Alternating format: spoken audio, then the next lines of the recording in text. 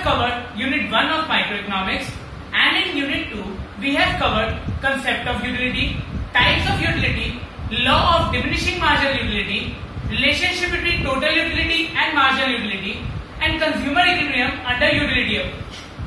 We know that consumer equilibrium can be derived by two approaches, utility approach and indifference curve approach. Utility approach is also known as cardinal approach. Cardinal. Why? When utility is measured numerically, then it is known as cardinal approach. जब हम utility को numerically मतलब utils में major करते हैं तब हम उसको कहते हैं utility approach, by utility approach. And when utility is measured by rank, then it is known as by ordinal approach. जब हम यूटिलिटी को रैंक वाइज मेजर करते हैं तब हम उसको ऑर्डिनल अप्रोच कहते हैं.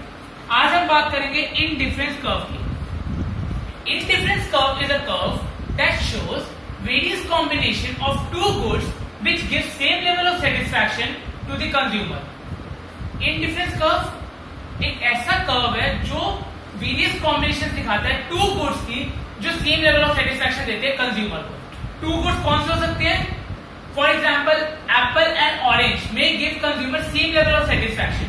ठीक है. अब indifference curve की हम assumptions की बात करेंगे. Assumptions of indifference curve. पहला, rationality. Rationality means that consumer should be rational. Consumer rational होना चाहिए, मतलब consumer को पता होना चाहिए कि how to get maximum level of satisfaction. ठीक है. दूसरा, utility must be ordinal. Utility हमें रैंक करना आना चाहिए, ऑर्डिनल होना चाहिए, क्योंकि हम ऑर्डिनल अप्रोच स्टडी कर रहे हैं. ठीक है. थर्ड होता है कंसिस्टेंसी. कंसिस्टेंसी मतलब consumer should be consistent.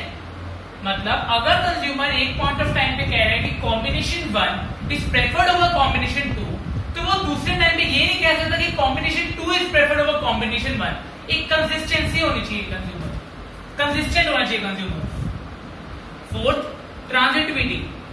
Transitivity का क्या मतलब होता है कि if combination 1 is preferred over combination 2 and combination 2 is preferred over combination 3, it implies that combination 1 is also preferred over combination 3. ठीक है.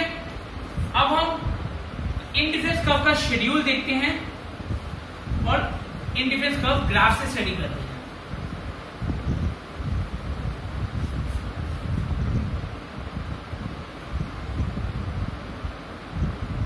कॉम्बिनेशन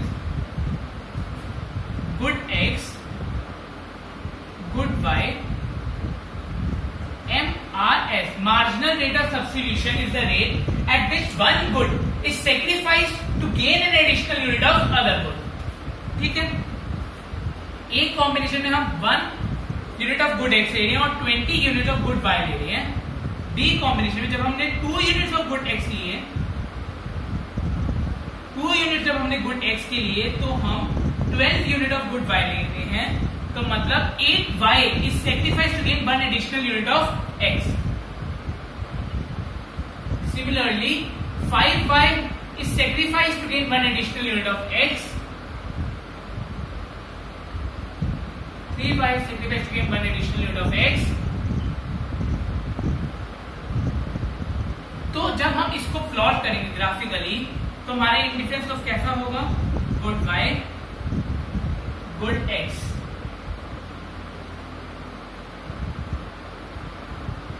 हमारा इंडिफरेंस कर्व कुछ ऐसी शेप है. पॉइंट्स ए,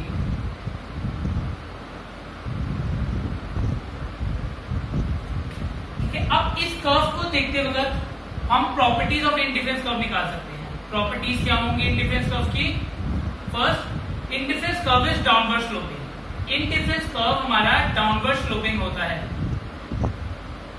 डाउनवर्ड स्लोपिंग क्यों होता है? Downward sloping from left to right क्यों होता है? क्योंकि कंज्यूमर को एक गुड सेक्रीफाइस, कुछ ना कुछ एक गुड का सेक्रीफाइस करना ही पड़ेगा to gain an additional unit of other good. यहाँ पे हमने 8y सेक्रीफाइस करे हैं, 8 यूनिट्स ऑफ y के हमने सेक्रीफाइस करे to gain additional unit of good x. ठीक है. दूसरा, convex to origin. Indifference curve is convex to origin. Convex क्यों होता है ओरिजिन से?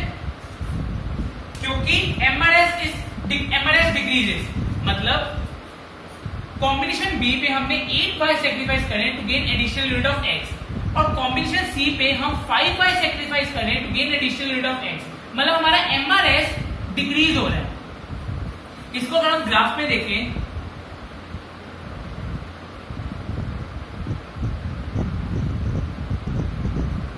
MRS हमारा गुड फाइल हम डिक्रीज करें, MRS डिक्रीजेस तभी हमारे ये कॉन्वेक्स कर रहे हैं ओरिजिन से, ठीक है। थर्ड प्रॉपर्टी होती है हमारी इंडिफरेंस कर्व की, higher the indifference curve give higher level of satisfaction.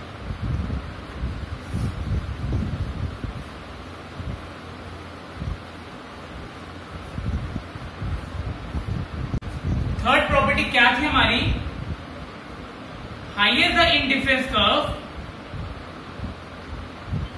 Give higher level of satisfaction.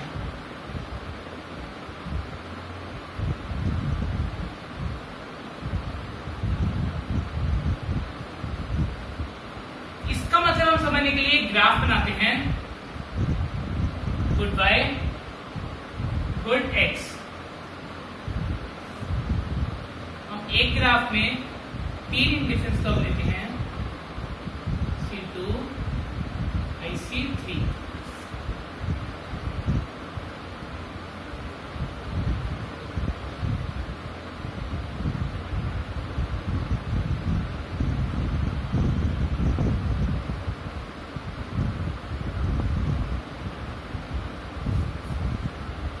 Combination ए हमें OY unit of good x good y मिल रहा है और OX1 unit of good x मिल रहा है, और एट कॉम्बिनेशन B हमें OY unit of good y मिल रहा है और OX2 unit of good x मिल रहा है, और एट कॉम्बिनेशन C हमें OY unit of good y मिल रहा है और OX3 unit of good x मिल रहा है।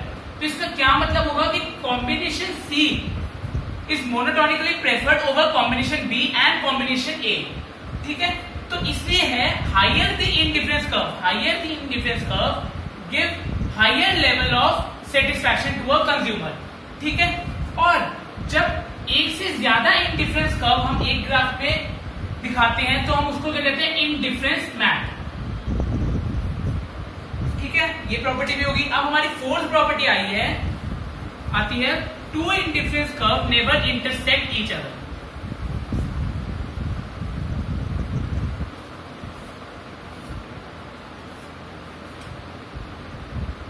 Two indifference curve never intersect each other.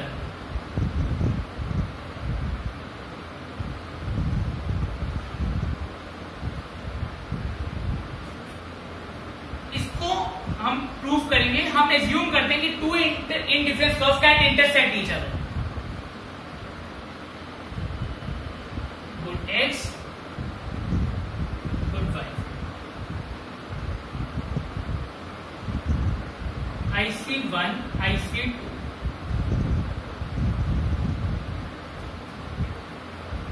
IC1 को अगर हम देखें तो हम देखेंगे कि B is equal to C, B और C सेम IC में सेम इंडिफरेंस कर्व में है, कॉम्बिनेशन तो सेम लेवल ऑफ सेटिस्फैक्शन देंगे।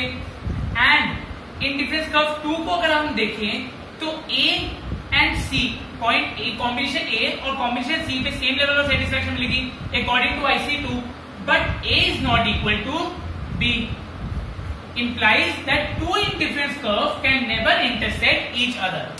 Thank you for watching my video. Please like, share and subscribe my channel. Next video will be on budget line and consumer equilibrium by indifference curve approach.